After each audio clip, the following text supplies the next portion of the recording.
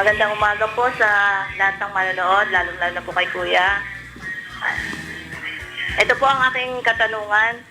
Ano po ang aking magiging kalagayan at nararapat naming gawin bilang tenant ng lupang aking sinasaka na hindi po ako nakarehistro sa Department of Agriculture bilang tenant? Ngunit nakababayad ako ng buwis sa may-ari ng lupa sa loob ng halos 8 taon.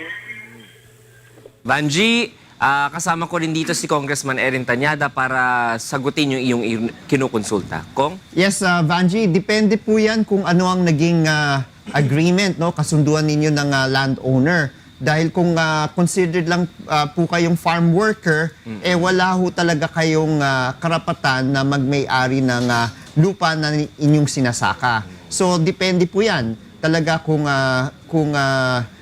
farm worker ka o hindi. Pangalawa, dapat rin tignan. Baka mamaya yung hawak na landholding ng may-ari ng lupa ay already to the minimum, no? Yung requirement na 7 hectares lang. So kung 7 hectares, hindi na yan pwedeng i-land reform pa dahil yan ang bare minimum na allowable ng ating batas. So kailangan tignan, kailangan malaman natin kung ano yung kasunduan po ninyo ng landowner para malaman kung ano yung relasyon. Kasi ang tinitingnan talaga dito yung relasyon ninyo at yung landowner para malaman natin kung kayo ay may karapatan sa lupa o wala.